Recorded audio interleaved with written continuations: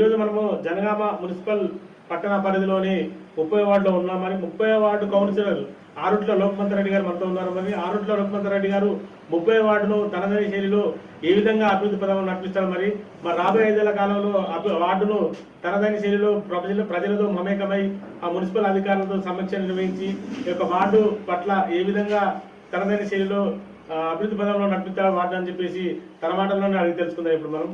Sir నమస్కారం. Sir నమస్కారం. 30 ward ప్రజలకు, నా వార్డు సభ్యులందరికీ పేరు పేరున నమస్కారం. నన్ను అత్యధిక మేరటుతో నన్ను నమ్మి రొటేషన్లో భాగంగా 30వ వార్డు జనరల్గా కేటాయించడం జరిగింది. అందుకని నేను పార్టీ నన్ను వాడికి 30వ వార్డుకు పంపడం జరిగింది. అక్కడ ప్రజలు నన్ను ఆశీర్వదించి నన్ను అత్యధిక మేరతో గెలిపించిన ప్రజలు అందరికీ పేరు పేరున నమస్కారాలు.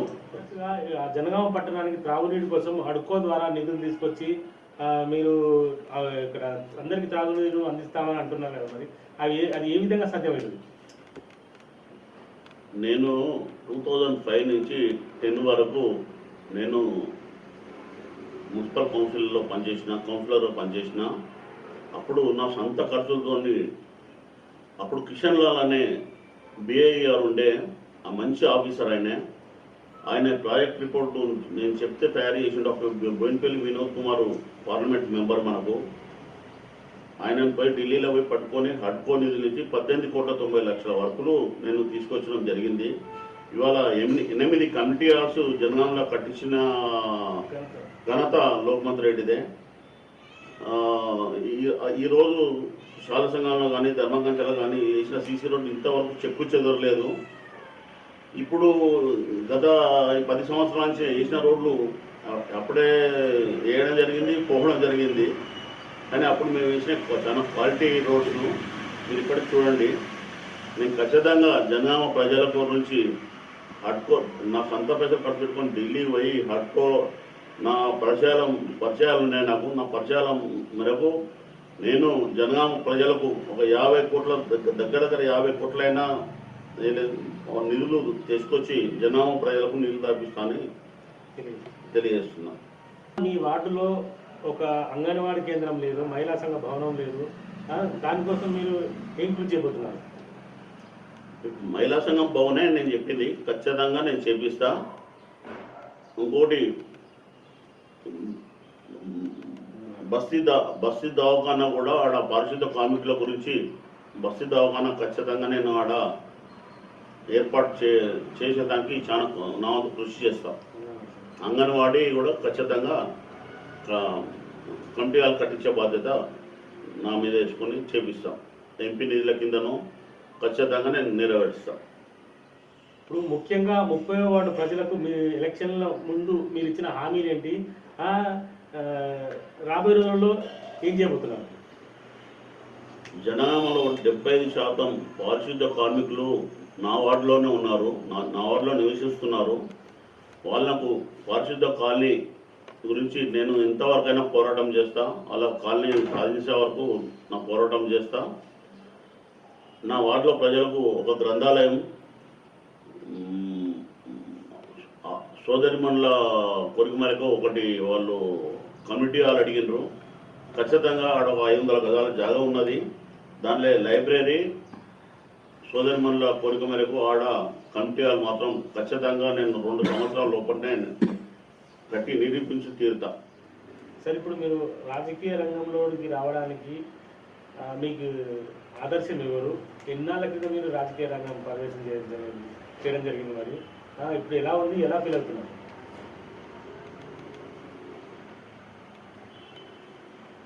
నేను కొమ్మూరి ప్రతాప్ రెడ్డి పిలుపు మేరకే మళ్ళా రాజకీయాలు రావడం జరిగింది.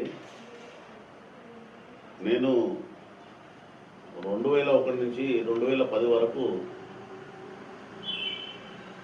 తెలంగాణ ఉద్యమకారంగా నేను పనిచేసిన. తర్వాత నాకు ఈ రాజకీయాలు నచ్చక పక్క జరిగితే ప్రతాప్ రెడ్డి పిలుపు మేరకు మళ్ళీ పార్టీలోకి రావడం జరిగింది. మళ్ళీ నేను పోటీ చేయడం జరిగింది.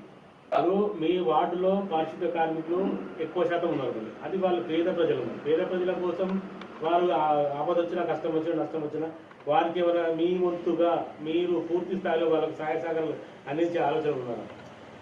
నేను వాళ్ళ ఆరోగ్య రీత్యా ఖచ్చితంగా వాళ్ళ ఇన్సూరెన్స్ మొత్తం నేనే కడతానని చెప్పి వాళ్ళకు హామీ ఇచ్చిన. ఎన్నికల్లో భాగంగా నేను వాళ్ళకు హామీ ఇవ్వడం జరిగింది. ఖచ్చితంగా వాళ్ళ ఇన్సూరెన్స్ పైసలు మొత్తం నేనే కడతాను. అక్కడి ప్రజల కష్ట సుఖాలను తెలుసుకొని ప్రతి ఒక్కటి పరిష్కరించి రోజు 2-3 గంటలు ఆడ టైం కేటాయించడం జరుగుతుంది. ఖచ్చితంగా 7 to 10 వరకు క్యాంపు కార్యాలయంలో నేను టైం కేటాయించడం జరుగుతుంది. ఎవరైనా సమస్యలు ఉంటే ఆడికి వచ్చి సమస్యలు చెప్పవలసిందిగా కోరుతున్నాం. ప్రజల సౌకర్యార్థం అక్కడ మీరు మీ పార్టీ తరఫున కానీ మీరు ఏదైనా కార్యాలయం ఏర్పాటు చేయడం జరిగిందా మరి? అక్కడి వార్డు ప్రజల సౌకర్యార్థం నేను 3వ తారీఖు నాడే, మార్చి 3వ తారీఖు నాడు ఆడ 30వ వార్డు క్యాంప్ కార్యాలయం ఓపెన్ చేయడం జరిగింది.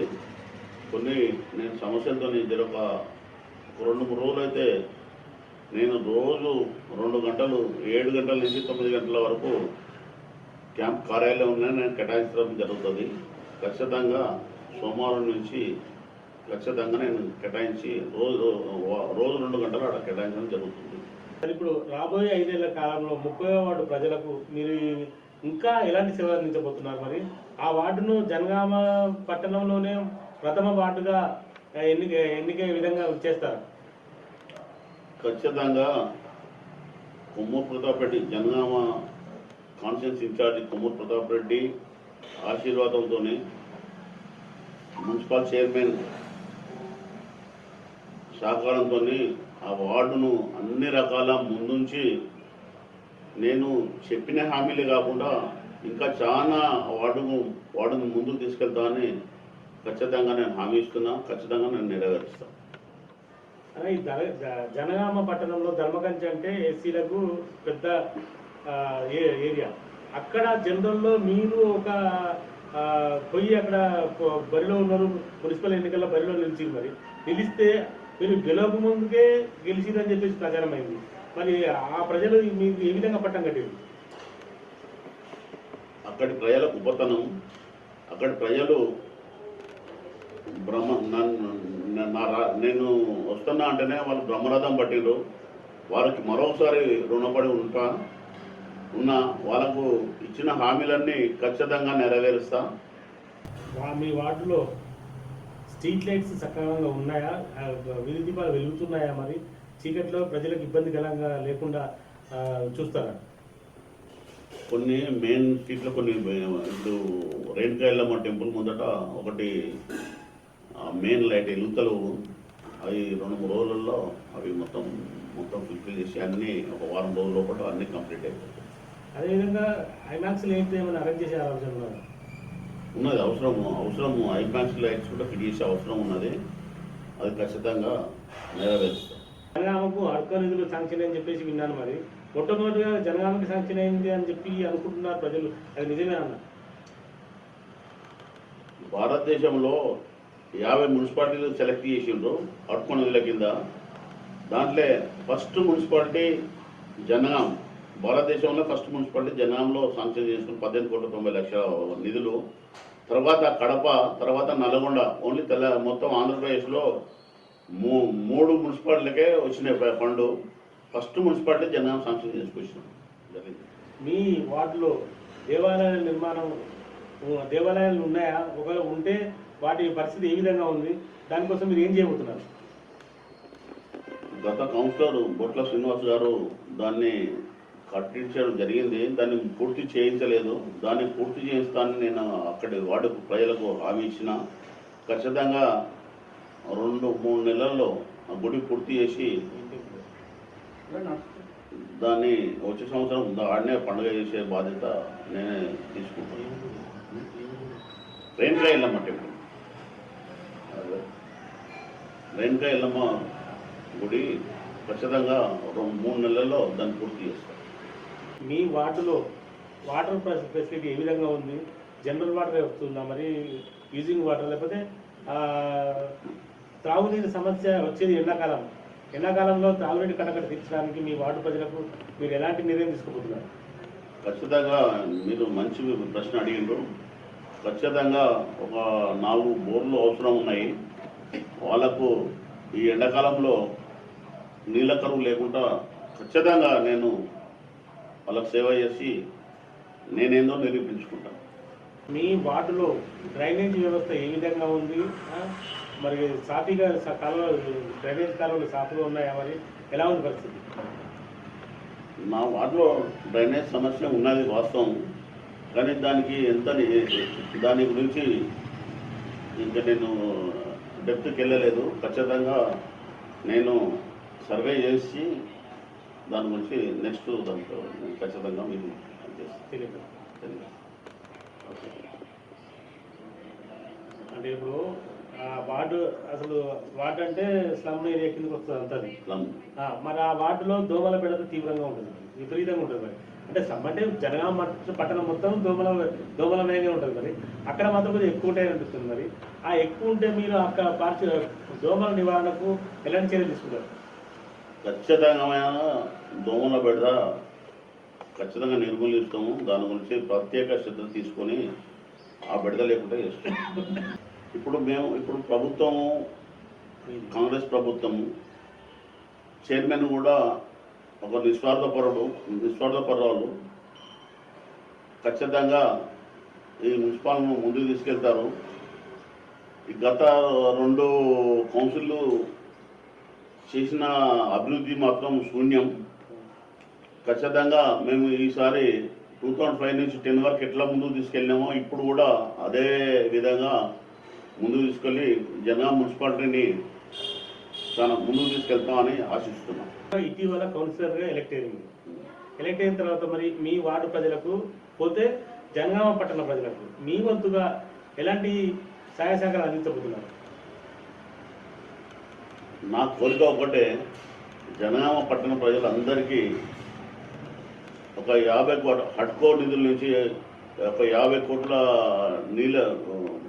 నిధులతో జనగామ పట్టణ ప్రజలందరికీ మంచినీళ్ళు తాపియాలనేదే నా తాపత్రయం. నేను ఖచ్చితంగా దీని గురించి పోరాటం చేస్తా. ఢిల్లీకి ఎన్నిసార్లైనా అవుతుందమ్మా పోయి దీన్ని హడ్కో నుంచి 50 కోట్లు తగ్గకుండా నిధులు తీసుకొస్తానని నేను నాకు సాధ్యమైనంత వరకు నేను పోరాటం చేస్తాను. దీని గురించి ఎంపీ గారిని పట్టుకోండి.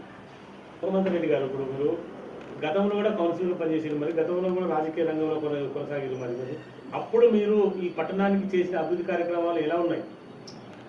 మేము గతంలో వ్యాగన్ ప్యాంట్ అనేది జనగామలో లేకుంటే అది బోయినపల్లి వినోద్ కుమార్ పట్టుకొని నేను సాధించిన విజయము. ఇక్కడ తిరుపతి వెళ్ళడానికి గురించి పద్మావతి ఎక్స్ప్రెస్ ప్లస్ అప్పుడు ఢిల్లీ నుంచి హడ్కో నుంచి 18,90,00,000 వరకు తీసుకొచ్చి ఇక్కడ మేము డెవలప్మెంట్ చేయడం జరిగింది. అప్పట్లో జనామలో 30 బోర్లతోనే నీళ్లు జనామకు సప్లై చేసేది. మేము 2005 నుంచి 10 వరకు ఈరోజు జనామకు నీళ్లు సప్లై ఓన్లీ ఒకటే ఒక మోటార్తోనే గ్రావిటీ ద్వారా అన్ని ట్యాంకులు నిండుతున్నాయి. 188 కోట్లతోనే 2005 నుంచి 10 వరకు మీరు చూడండి, 188 కోట్లతో మేము డెవలప్మెంట్ చేయడం జరిగింది. మీరు 75% పారిశుద్ధ కార్మికులు మీ వార్డులో ఉన్నారని చెప్తున్నారు. మరి వారికి ఒక కాలనీ నిర్మిస్తానని అనుకుంటున్నారు. మరి అది సాధ్యమయ్యేనా? అందరికీ సముచిత న్యాయం జరిగేనా? మరి అది ఏ విధంగా ఉండబోతుంది? సాధ్యమైనంత వరకు నేను పోరాటం చేస్తా. వాళ్ళకు అర్హులైన ప్రతి ఒక్కరికి నేను వాళ్ళకు న్యాయం చేస్తానని హామీ ఇస్తున్నాను. 30వ వార్డులో 13, 16, 30 వార్డుకు సంబంధించిన ఒక సమస్య ఉంది, కమ్యూనిటీ హాల్ సమస్య. ఆ కమ్యూనిటీ హాల్ సమస్య అసలు నడుస్తుందా లేదా? మరి ఏ విధంగా ఉంది పరిస్థితి? ఖచ్చితంగా ఈ ప్రభుత్వం మాది, ఈ కౌన్సిల్ మాది, మేము ఖచ్చితంగా 100% నెరవేరుస్తాం. దాంట్లో ఏమాత్రం సందేహం లేదు, ఖచ్చితంగా నెరవేరుస్తాం. యాక్చువల్లీ ఇప్పుడు మీ వార్డు 30వ వార్డులో పాపులేషన్ ఎంత మంది మరి మీకు వచ్చిన ఓట్ల మెజార్టీ ఎంత? నాకు వచ్చింది 260 మెజార్టీ. నా వార్డులో 1511 ఓట్లు ఉన్నాయి. దాంట్లో నాకు 860 ఓట్లు నాకు పడ్డాయి. నేను రొటేషన్ల పద్ధతిగా ఆడికి పోవడం జరిగింది. అసలు నా వార్డు కాదు అది ఎస్సీకి చెందవలసిన వార్డు. అయినా రొటేషన్ల పద్ధతిగా నేను పోవడం జరిగింది. పార్టీ ఆదేశాల మేరకు నేను పోవడం జరిగింది. అక్కడ ప్రజలు నన్ను ఆశీర్వదించినారు. బ్రహ్మరథం పట్టినందుకు వాళ్ళకు మరోసారి రుణపడి ఉంటానని, వాళ్ళకు ఇచ్చిన హామీలన్నీ ఖచ్చితంగా నెరవేరుస్తానని ఆమె తెలియజేస్తుంది. రైల్వే ట్రాక్ పక్కన ఉంది కదా, మరి డ్రైనేజ్ నిర్మాణం ఉంది. రైల్వే ట్రాక్ పక్కన నుండి డ్రైనేజ్ నిర్మాణం ఉందా? మరి అక్కడ ఏం చేయబోతున్నారు? అది కూడా అండర్ డ్రైనేజ్ గురించి కూడా దాని గురించి మాట్లాడలేదు. దాని గురించి దాని ఎంత ప్రాజెక్ట్ రిపోర్ట్ ఎంత అయితే దాన్ని మొత్తం చేయమని చెప్పినాక మొత్తం కమిషనర్ గారికి అందరికీ చెప్పడం జరిగింది. దానికి అసలు ప్రాజెక్ట్ రిపోర్టు ఎంతైతే ఫస్ట్ తయారు చేయమని చెప్పడం జరిగింది. ఇది జనగామ పట్టణ మున్సిపల్ పరిధిలోని 30వ వార్డు కౌన్సిలర్ ఆరుట్ల లోకమంతర్ రెడ్డి గారితో ప్రత్యేక ఇంటర్వ్యూ కార్యక్రమం. మరి రాబోయే రోజుల్లో 5 ఏళ్ల కాలంలో వార్డులో ఎలాంటి సమస్యలున్నా ప్రజల కోసం ప్రజల కష్ట నష్టాలు నేను తప్పకుండా తీరుస్తానని చెప్తున్నాను. మరి అక్కడి మున్సిపల్ కార్మికులకు తనదైన శైలిలో ఇన్సూరెన్స్ మొత్తం తనే చెల్లిస్తానని చెప్తున్నాను. అదేవిధంగా అక్కడ ప్రాంతంలో డ్రైనేజ్ నిర్మాణం కానీ, సీసీ రోడ్ల నిర్మాణం కానీ, ఇతరత్ర అనేక సమస్యలతో కూడుకున్న ఆ వార్డులో ఏ సమస్య ఉన్నా, ఎలాంటి సమస్య ఉన్నా కంపల్సరీ నెరవేరుస్తానని చెప్తున్నాడు. మరి ముఖ్యంగా అక్కడ క్యాంప్ కార్యాలయం కూడా ఏర్పాటు చేయడం జరిగింది. మరి అక్కడ ప్రజల సౌకర్యార్థం ఏ సమస్య ఉన్నా ఉదయం 8 గంటల నుంచి సాయంత్రం మరి 10 గంటల వరకు అక్కడే అక్కడి వాటి సమస్యలు తెలుసుకొని సత్వర పరిష్కారం కానీ అధికారుల దృష్టికి తీసుకెళ్లి కానీ పరిష్కార మార్గం చూపిస్తానని చెప్తున్నాను. మరి రాబోయే రోజుల్లో 30వ వార్డు ఏ విధంగా అభివృద్ధి దశలో ఉండబోతుందో వేచుద్దాం. కెమెరా పర్సన్ కాంతితో శ్రీనివాస్, జేఎన్టీవీ జనగాం. అతి తక్కువ సమయంలో మీ వ్యాపార సామ్రాజ్యాన్ని పెంచుకోవాలనుకుంటున్నారా? తక్కువ ఖర్చుతో ఎక్కువ పబ్లిసిటీ చేయాలనుకుంటున్నారా? అయితే ఇంకెందుకు ఆలస్యం? మీ జేఎన్టీవీ తెలంగాణ ఛానల్లో అతి తక్కువ ఖర్చుతో ప్రకటనలివ్వండి. అత్యధిక లాభాలను సాధించుకోండి. వ్యాపార, వాణిజ్య, పాఠశాలలు, వైద్యశాలలు, హోటళ్లు, వస్త్ర దుకాణాలు, అన్ని రకాల వ్యాపార ప్రకటనల కొరకు సంప్రదించండి. మా ఫోన్ నంబర్స్ 8558280881 9247896607.